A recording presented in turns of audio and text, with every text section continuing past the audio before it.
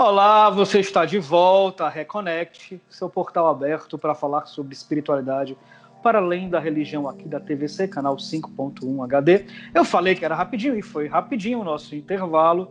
Estamos de volta aqui com esse papo falando sobre tabus, a Umbanda, né, os mistérios dessa religião, quebrando alguns paradigmas, falando sobre alguns tabus, desmistificando e tirando preconceitos. Se você perdeu o primeiro bloco, acessa lá a nossa rede social, o nosso YouTube. Vai aparecer aqui Reconnect Brasil. Se inscreve, curte o programa, passa para os amigos, ativa lá o sininho para você receber as informações quando tiver novos programas.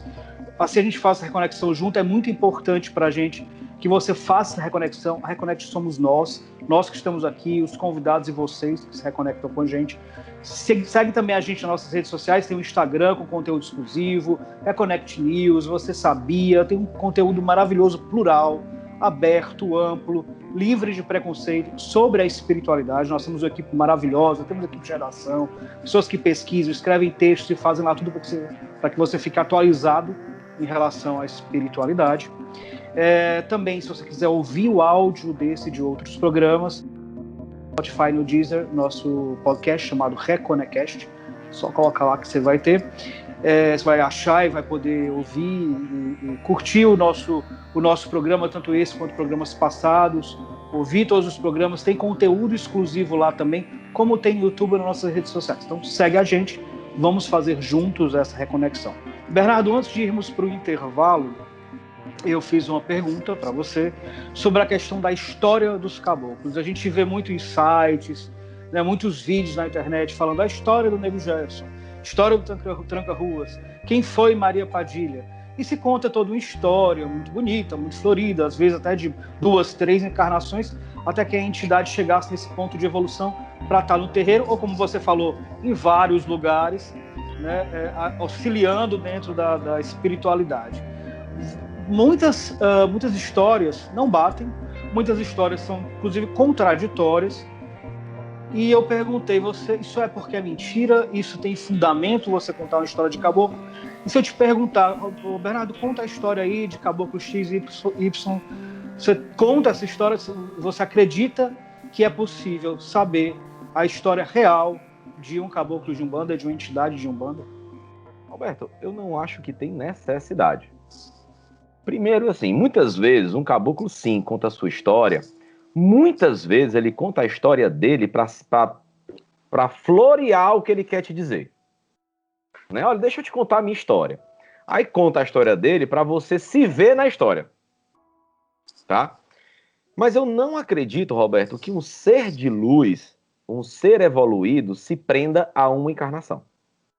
Porque se uma entidade, né, como Maria Padilha, que é uma lebara, seu Nego Gerson, que é o quibandeiro, que é um mestre, se prender a uma encarnação, ele está desfazendo de toda a evolução que ele tem. Quantas encarnações eles tiveram para hoje serem seres de luz? Né? Então, acho que se prender a uma encarnação, eu acho meio contraditório.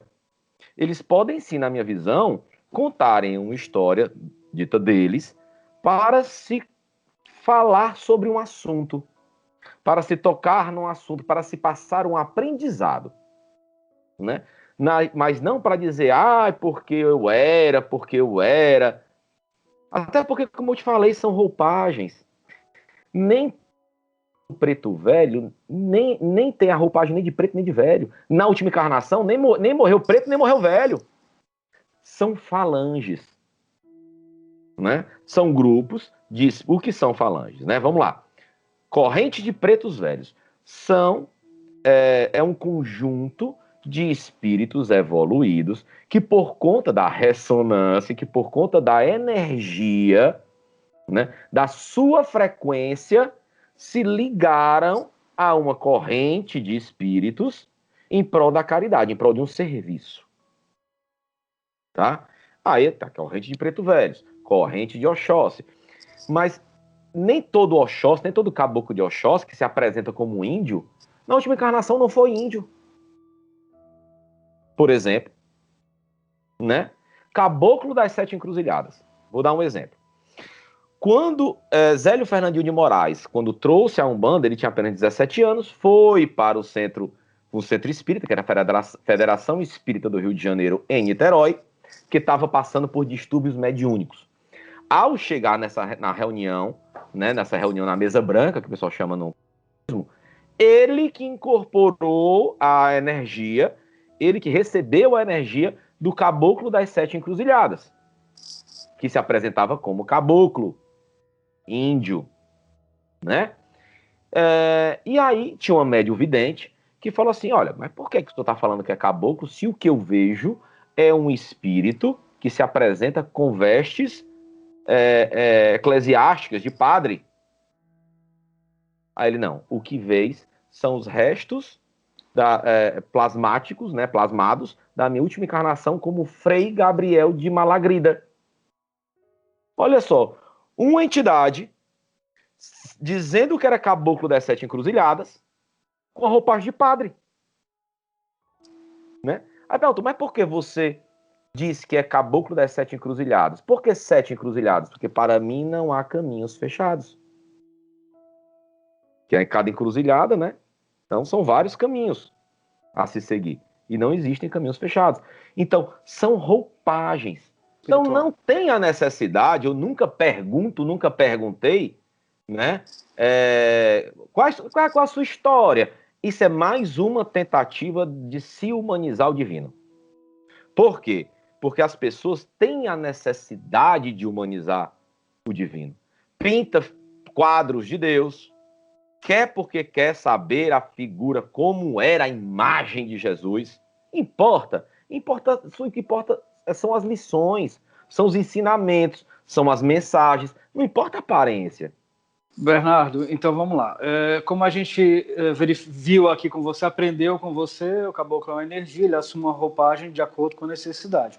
Qual a necessidade de um caboclo se apresentar, por exemplo, como caveira, como mulambo, como tranca-ruas? São nomes que assustam e dão um pouco de margem para um preconceito, para uma ideia equivocada, de que fazem o mal, de que são demoníacos, de que não são evoluídos. Por que esses nomes? Vamos lá. Por que uma caveira é demoníaca? Quando você morrer, Roberto, vai se transformar em quê? Em ouro? Em caveira? Se criou um sistema de crença que caveira é coisa do mal, por conta dos filmes, das coisas, né? Dos filmes de terror. Se criou uma imagem, por exemplo, que um preto velho, por ele ser um preto, ele se apresentar como um preto africano escravizado, ele não é evoluído. Mas é justamente por isso que eles dão esse nome, é justamente por isso que eles vêm com essa roupagem de índio, de negro, para se quebrar o preconceito. Por quê? Porque aí você, branco, empresário, heterossexual, normativo, cisnormativo, aí você vai se consultar na necessidade com um arquétipo de um preto velho escravo que vai lhe curar. Essa é a lição. É essa a lição. Interessante e bonito. Então, assim, muitas vezes os nomes, na verdade, eles se linkam à energia que se trabalha. Por exemplo, Exu Caveira, Caveira, ó Mulu, que é o cemitério, ó Baluaê, cemitério. Então, o que significa o cemitério? Para algumas pessoas, a morte. Para mim, significa evolução. Tranca rua, rua, caminho. Caminho, Ogum. Ele é um Exu de Ogum. Ele é um Exu que abre caminhos. Entendeu? Ah, mas ele não é tranca rua, né? Ele tranca as ruas para negatividade. Olha como as pessoas sempre pensam no mal. Por que ele tranca a rua para você? Por que ele pode trancar a rua para negatividade, para infelicidade, para o mal? Né? Então, mesma coisa, 7 encruzilhadas, caminho. Né? O Exu de Oxalá, inclusive. Mas tem outra coisa também que é muito questionada, pai Bernardo, que é a questão da necessidade de beber e de fumar. São vícios, né? São coisas muito humanas para caboclos tão evoluídos. Por que eles têm a necessidade de beber e de fumar nos terreiros? Na verdade, tanto a bebida como o cigarro são elementos magísticos, né? Então, a bebida, por conta do álcool, ele limpa o médium, tá? Ele vai limpando o médium, corando o médium, ele vai fazendo esse trabalho, né?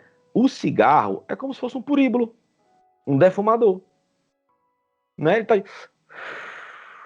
Ele tá limpando o consulente. Entidade nenhuma tem a necessidade de beber e fumar. Ela bebe e fuma em serviço, né? Agora, o problema é que existe a vaidade humana, o ego humano, que alguns médiums, eu não estou falando de ninguém específico, isso é inerente a qualquer religião, não só o médium Umbanda, recebe uma entidade, tem aquela consciência mesmo sobre a influência da entidade, e já fuma e já bebe e aproveita ali, né? Que não se deve fazer, né? Mas, por exemplo, é para não ter a necessidade do entidade estar lá toda hora com o puríbulo na mão, né? Limpando a pessoa, né? Aí tá aqui a fumaça do cachimbo. Muitas vezes no cachimbo do preto velho não tem só fumo, tem ervas. Que ele coloca cada erva com sua ciência, cada erva com sua propriedade. E ele tá ali, intencionando uma limpeza, intencionando uma abertura de caminhos. Não é a necessidade do espírito. Outro tabu também são a questão dos elementos de um despacho, né? Acho que muita gente, quando pensa em Umbanda, pensa naquele alguidar com farofa, uma galinha, uma vela, uma cachaça. O que é isso e para que isso, né? Qual a necessidade desses elementos e que tipo de trabalho é feito quando se bota ali na esquina, no encruzilhada, esses elementos? Na verdade, quando se coloca em esquina, encruzilhada, né, pode ser tanto para Ogum como pode ser para Exu, geralmente Exu. O Exu é a abertura de caminhos. Geralmente se oferenda algo às entidades, e isso não vem da cultura nem do candomblé e nem vem da cultura da Umbanda. Isso é desde que o mundo é mundo. Os maias oferendavam às suas entidades, aos seus deuses, os incas, os egípcios, né? Então se oferenda. Olha lá, o evangélico não oferenda carro. Deixa o seu carro aqui, você vai ver que vai ter. Tá tudo certo, a crença dele, o que vai. Na verdade, o que vai servir de oferenda é a gratidão. É a gratidão. Então, é uma maneira de você expressar a gratidão por algo conquistado.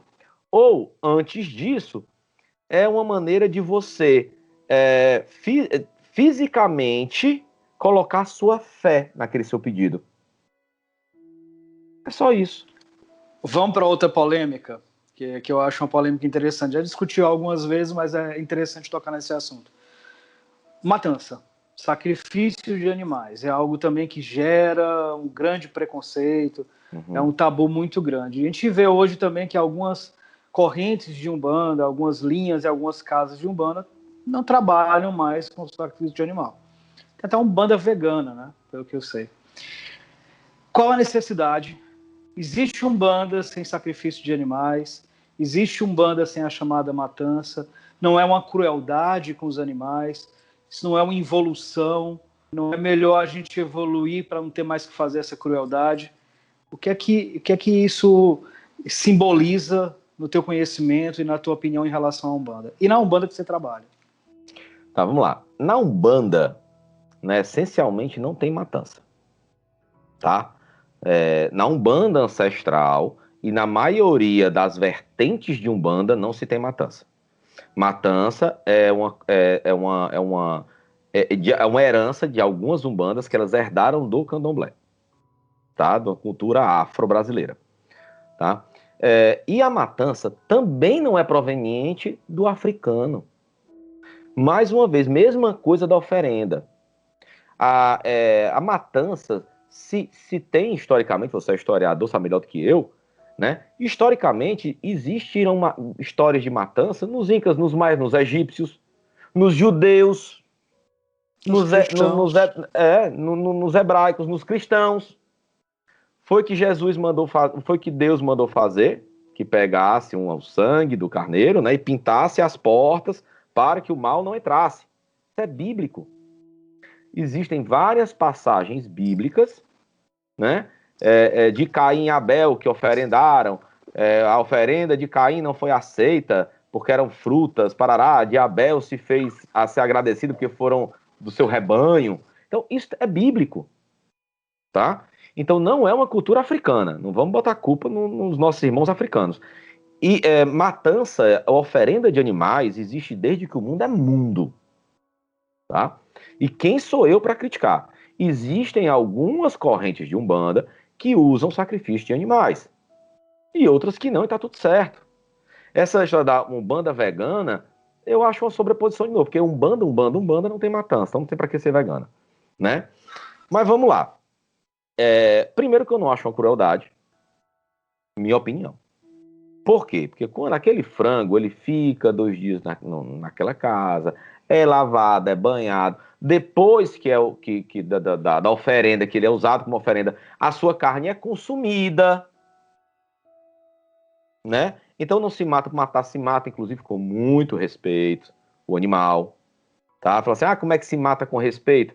Muito mais respeito que no frigorífico. Do que no abatedouro, né? Do que no abatedouro. Então, eu acho que a pessoa que fala assim, porque eu sou contra a matança nas religiões. Se você come carne, você não pode falar, né? Então, para qual é a necessidade? É a vitalidade. É uma oferenda. É a vitalidade do animal. Aí se eu vou fazer serve de alimento, né? Isso é interessante. Ele serve de alimento. Ele serve de alimento a posteriori. Depois do ritual, geralmente se faz um prato. Sim, serve de alimento. Aí vou falar uma coisa, vou repetir uma frase que a minha mãe de santo falou para uma pessoa. Na verdade, uma entidade. Né, na minha mãe de santo falou para uma pessoa. Essa consulente, muito dizendo que não aceitava matança, não sei o que, a entidade falou assim: se seu filho tivesse muito doente, eu lhe pedisse um frango para curar ele, você daria? Ela, daria até um boi, então você é hipócrita. Enfim, a hipocrisia. Existe algo, a Umbanda é liberdade, pelo que a gente já ouviu aqui, né? Pelo que eu sei da Umbanda, pelo que eu sei de você, já conversou com umbandistas, pessoas que conhecem a religião, ou porque são sacerdotes, ou porque têm simpatia, enfim. E a Umbanda passa muito essa ideia de liberdade. Só que a gente ouve também, é outro tabu da Umbanda, que parece muito a coisa da seita. Você entrou na Umbanda, você trabalhou, você se desenvolveu. Se você sair, tem a cobrança do caboclo, tem a peia do caboclo, você não sai nunca mais na vida, acabou-se. E é muito estranho, né? É muito contraditório. Uma religião que prega e preza pela liberdade, ter essa história da cobrança e da peia do caboclo. Fala sobre isso. Se existe, o caboclo ele cobra ao ponto de te prejudicar para que você volte, isso se aprisione àquela religião. Isso é muito contraditório. Isso é a liberdade da Umbanda? Isso faz sentido? O que é exatamente a cobrança e a chamada peia do caboclo? Na verdade, Alberto, eu não acredito que um caboclo seja vingativo ou que ele prenda ninguém. Tá? Eu queria deixar muito claro aqui, eu não estou falando pela Umbanda, eu estou falando como sacerdote, minha opinião como sacerdote, tá? Que eu acho que nenhum sacerdote tem o direito de falar por uma religião, em geral, né? Então vamos lá. Eu não acredito em peia de caboclo, não acredito que as pessoas saem as pessoas são livres para ir e vir. Tanto é que Jesus, a imagem de Jesus que fica nos terreiros de Umbanda é o de braços abertos. Não é o que está crucificado. O que os braços abertos significam? Liberdade. Significa que todos são aceitos. Esse é o significado da imagem de Jesus nos terreiros de Umbanda de braço aberto, né? É a liberdade, você vai. Agora o que acontece é o seguinte: como você está no terreiro uma vez por semana, 2 vezes por semana, de 15 dias, como é que é o fluxo do seu terreiro? E você está constantemente se limpando, porque no terreiro, antes das reuniões, tem banho de erva, tem limpezas espirituais, você se consulta com a entidade, né? Tem o defumador. Então você está constantemente fazendo limpezas energéticas e tentando entrar no equilíbrio. E quando você se distancia de tudo isso, você perde esse ancoramento. Você não perde em nenhum momento a proteção do seu guia. Porque senão eu estaria me contradizendo com o que eu disse lá atrás. Eu estaria encaixotando a entidade. Eu estaria amarrando uma entidade com a corrente no terreiro. Quer dizer que a entidade ela só pode proteger o filho se ele estiver no terreiro? Guia é guia. Protetor é protetor. Anjo de guarda é anjo de guarda. Não abandona. Independente com a tua religião. Tá? Independente onde você esteja, que distância você esteja do terreiro. Agora, pode acontecer, existem relatos de pessoas que frequentaram a Umbanda. Eu saí e aí começou a dar umas coisas erradas na minha vida. Olha, você estava constantemente sendo limpo, lambido e cuidado pelo pai de santo, pela mãe de santo, pelas entidades toda semana. Se distanciou daquilo, foi pro mundo. Aí. Não, a pergunta que deve ser feita também, Bernardo, é o que é que você fez quando se distanciou? Porque quando você está seguindo uma religião, seja ela qual for, você tem uma tendência, até por respeito à religião, aquele temor a Deus, não temor no sentido de medo, mas a ter uma vida um pouco mais reta, praticar o bem, né? Pelo menos é o que se espera. Mas você sai da religião, o que é que você fez quando você saiu? Porque geralmente o primeiro passo quando você sai de uma religião é chutar o pau da barraca, viver a sua vida, obviamente vai ter consequência, né? Agora, o que também tem que se desmistificar, Roberto, é essa história que tudo é culpa dos outros. Tudo é culpa da religião, tudo é culpa do vizinho, tudo é culpa do marido, tudo é culpa do filho, tudo é culpa da amiga, né? Começa a dar errado as coisas na sua vida, fala, só podem ter feito macumba. Começa a dar errado as coisas na tua vida, aí você fala, é porque eu saí daquele terreiro que eu frequentava. O que é que você andou fazendo? Né? Eu perdi meu emprego. Aí quando você vai ver, o cara falava mal do chefe, chegava atrasado no trabalho, trabalhava com mau gosto, não perseguia as metas estabelecidas pelaquela empresa, né? Seja em qual setor for, né? Era grosseira com os clientes, de repente, eu estou hipotetizando. Aí é demitida, aí coloca a culpa na entidade. Fizeram uma macumba pra mim, fizeram uma coisa ruim pra mim, foi porque eu saí do terreiro, foi porque a minha vizinha, que não gosta de mim, deve ter colocado mal olhado. Pessoal, a gente tem que acabar com o vitimismo. Pegar as rédeas das nossas vidas e entender que a gente colhe o que a gente planta. Ninguém planta cebola e colhe tomate. Ponto. Né? Então vamos deixar essa história de vizinho, de tudo mais, de macumba. Vamos pegar as rédeas das nossas vidas. Bernardo, a gente está chegando ao final. Duas coisas para lhe falar. Três. Primeiro, muito obrigado. Foi maravilhoso ter você aqui do outro lado. E dá 10, 20, 30 programas. Galera reconectada, vocês pegam no pé mesmo, são fiéis ali assistindo nosso programa e sempre estão pedindo. Se quiserem mais, peçam que a gente faça. A gente fez esse programa a pedido de vocês. Então, se quiserem mais programas com outros temas, comigo, com o Bernardo aqui, ou também com outros convidados, peçam que a gente faz. A reconexão aqui é nossa. Segundo, eu queria que você passasse agora para o outro lado virtual aqui da bancada, né? Fizesse as suas considerações finais primeiro enquanto convidado, depois passasse aqui para o outro lado da bancada, e aí vem o terceiro pedido, que não é um pedido, né? Eu imploro, feche esse programa, acabou, eu não falo mais nada. Obrigado, chega! Mano. Obrigado, volta, Roberto. Bernardo. Hashtag volta. Não, fizeram a hashtag fala pai Bernardo. Agora vamos fazer a hashtag volta para a bancada, Bernardo, gente. Rapaz, eu vou te falar, foi um desafio para nós dois esse programa. Primeiro, para mim, para estar aqui como convidado, e para você, com certeza, porque não é fácil. Não é fácil. Não é minha praia. Minha praia é ficar só fazendo as cutucadas, né? Aquelas perguntas assim, opa, peraí. Contradizer. Seu papel não, é peraí, só assim, eu duvido, cutucar. É. E aí foi desafiador, mas foi um pedido nas redes sociais, no Instagram, a gente colocou lá, a gente perguntou qual era o tema, né, que as pessoas queriam, aí colocaram tabus na Umbanda, quebrando tabus na Umbanda, foi o tema que ganhou, E nas minhas redes sociais, no Bernardo de Oxóssi, né, começou a botar a hashtag, né, Bernardo na Reconnect, Pai Bernardo de Oxóssi na Reconnect. Não, Fala, assim, Pai Bernardo. Fala, Pai Bernardo, não sei o quê. Então, vocês que mandam, a gente só obedece. Então, a gente fez esse programa especialmente para você e foi muito difícil, tá? Tomara que vocês tenham gostado. Mas foi muito prazeroso, muito bom. Então, quero dizer com você, Bernardo, finalize e tchau. Então, vamos lá, gente. Primeiro, eu queria dizer que, mais uma vez, eu quero reforçar que eu não falo pela Umbanda, não falei pela Umbanda, eu falei como Bernardo de Oxóssi, sacerdote, minha visão, o que eu acredito, tá? Então, vamos lá. Mudei o personagem. Obrigado por você que esteve com a gente até agora. Espero que nós tenhamos quebrado alguns tabus da Umbanda para você, né? Espero o próximo programa também tá muito bacana. Não vou dar spoiler, mas tá muito bacana.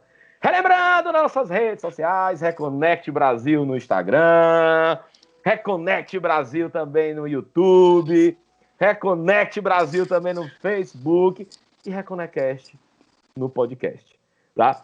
Então, muito obrigado para você que esteve aqui com a gente até agora. Se perder esse programa que tá show de bola, vai lá no YouTube que vai estar gravadinho. Um beijo, um queijo, um caminhão de caranguejo. Até a próxima Reconexão.